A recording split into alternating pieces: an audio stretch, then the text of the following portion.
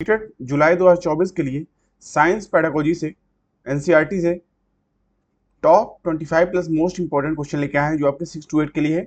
ये जितने भी क्वेश्चन आपके एग्जाम पॉइंट ऑफ व्यू से बहुत ही ज्यादा महत्वपूर्ण है। आई होप आप लोग अच्छे होंगे।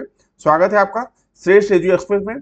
चलते हैं सीधे पहले क्वेश्चन की ओर। वीडियो अच्छा लगे तो वीडियो को लाइक करिएगा, अपने दोस्तों में शेयर करिएगा। पहला क्वेश्चन देखिए क्या करा।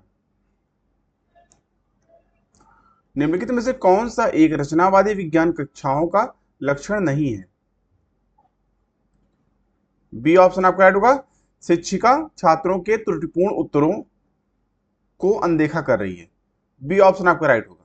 अगला क्वेश्चन, निम्नलिखित में से कौन सा विज्ञान शिक्षण के संदर्भ में एनईपी 2020 की संस्तुतियों के साथ मेल नहीं खाता? बी ऑप्शन आपका राइट होगा। व्यावसायिक हस्त कौशलों के अनुभवों को उच्च माध्यमिक स्तरों से आरंभ करना चाहिए। बी ऑप्शन आपका राइट होगा। अगला क्वेश्चन, निम्नलिखित में से क्या विज्ञान पाठचर्या की प्रक्रिया वैधता के अर्थ की सबसे अच्छी व्याख्या करता है? ए ऑप्शन आपका राइट होगा। छात्रों को उन तरीकों में संलग्न होने का अवसर देना जिनसे वैज्ञानिक विषय वस्तु सूचित होती है। इस हिसाब से ए ऑप्शन आपका राइट होगा। अगला क्वेश्चन, निम्नलिखित में से कौन सी एक वैज्ञानिक शिक्षण विधि नहीं है? ए ऑप्शन आपका राइट होगा। कहानी विधि। अगला क्वेश्चन, प्रयोगशाला विधि किस सिद्धांत पर आधारित है? बी ऑप्शन आपका राइट होगा। करके सीखने पे। अगला क्वेश्चन, निम्नलिखित में से कौन सी सबसे प्राचीन शिक्षण विधि है? डी ऑप्शन आपका राइट होगा। कहानी विधि।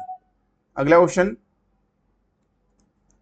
जी स्टैनली हॉल ने कौन सी शिक्षण विधि को लोकप्रिय बनाया?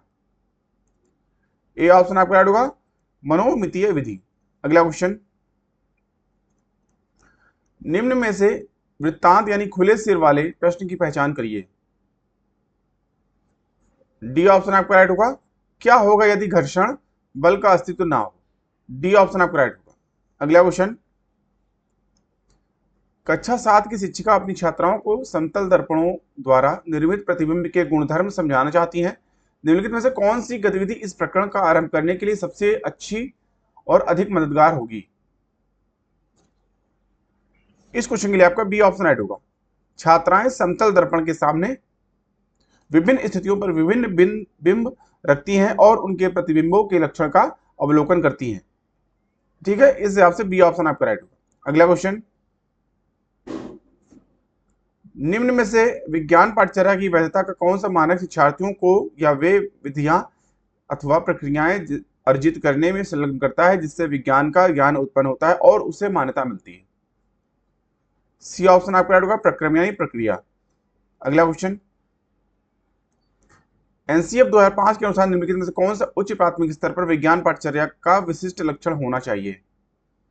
डी ऑप्शन आपका राइट होगा। वैज्ञानिक संकल्पनाओं का मुख्यतः गतिविधियों और प्रयोगों द्वारा पहुंचा जाना चाहिए। डी ऑप्शन राइट होगा। अगला क्वेश्चन,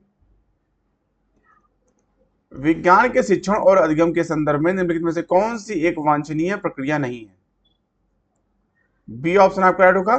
ध्यान छात्रों से सही उत्तर प्राप्त करने पर होने चाहिए, गलत उत्तरों पर नहीं। अगला क्वेश्चन,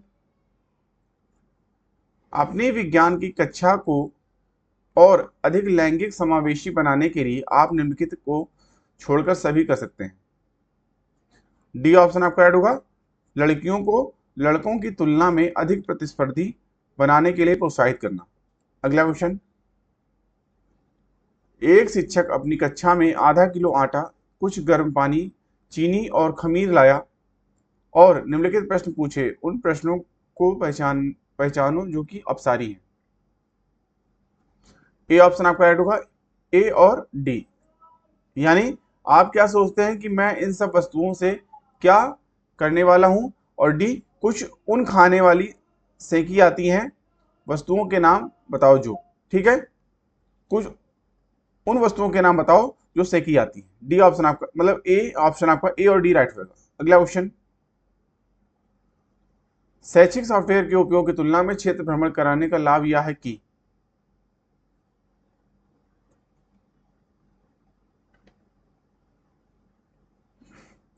ए ऑप्शन आपका राइट होगा। ए और बी। इनमें सभी इंद्रियां शामिल हैं, यह बड़े समूहों को शामिल करता है। अगला क्वेश्चन,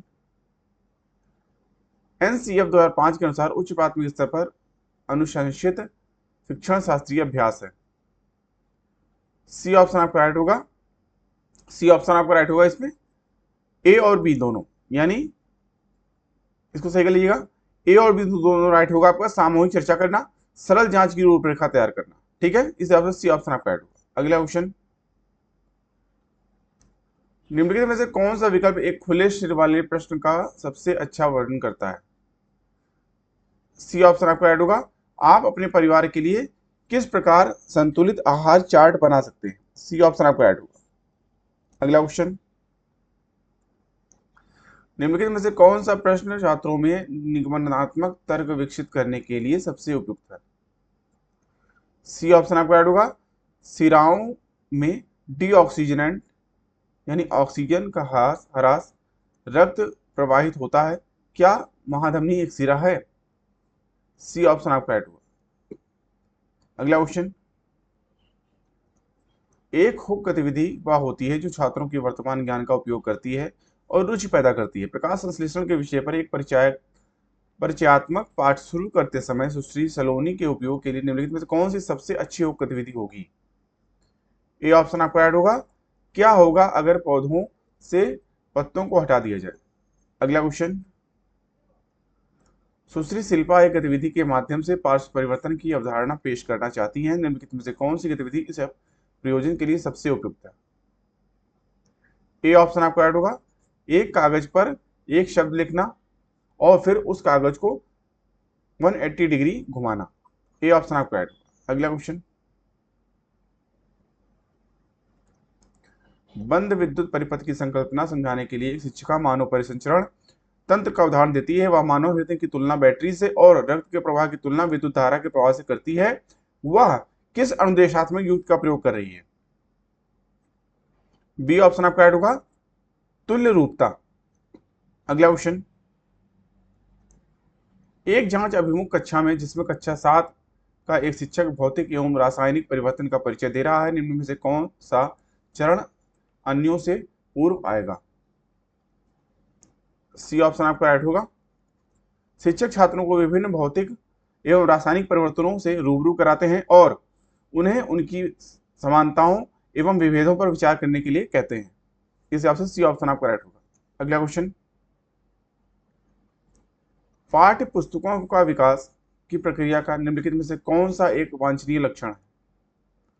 सी ऑप्शन आपका राइट होगा। पाठ्य पुस्तकों को गहन तथा व्यापक रूप में पूर्व कार्यान्वित किया जाना चाहिए। सी ऑप्शन आपका राइट होगा। अगला क्वेश्चन,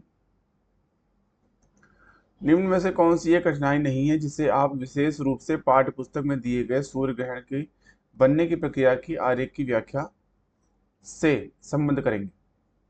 सी ऑप्शन आपका राइट होगा। सूर्य, पृथ्वी और चंद्रमा के मध्य गुरुत्वाकर्षण बल की दिशा की पहचान। सी ऑप्शन राइट होगा। अगला क्वेश्चन, पाठ गति और समय आरंभ में शिक्षिका अपनी छात्राओं को दूरी की मानक इकाइयों के महत्व की आवश्यकता समझाना चाहती है। इस उद्देश्य के लिए निम्न में से कौन से क्रियाकलाप सर्वाधिक उपयुक्त हैं। ए ऑप्शन आपका राइट होगा। विद्यार्थी कदमों से अपनी कक्षा की लंबाई मापते हैं और अपने निष्कर्ष साझा करते हैं। ए ऑप्शन आपका राइट होगा। अगला क्वेश्चन, और हमेशा की तरह आज का प्रश्न इस वीडियो लेक्चर का आपके लिए क्वेश्चन क्या है आज का, निम्न कथनों को पढ़िए और सही विकल्प का चुनाव कीजिए। अभिकथन ए, विज्ञान के शिक्षकों को कक्षा में सामाजिक वैज्ञानिक विषयों पर चर्चा करनी चाहिए। कारण R1, हाँ, क्योंकि सामाजिक वैज्ञानिक विषय सीखने वालों में बहुत परिप्रेक्ष्यों और तर्क वितर्क कौशलों को प्रोत्साहित करता है। ठीक है। कारण R, नहीं, क्योंकि सामाजिक वैज्ञानिक विषय प्रायः विवादास्पद होते हैं और उनमें बहुत परिप्रेक्ष्य निहित होते हैं। ए, बी, सी या डी, कौन सा ऑप्शन इसमें सही होगा, कमेंट करके बताना है आपको। अभी के लिए इतना ही। आई होप आपको वीडियो अच्छा लगा होगा।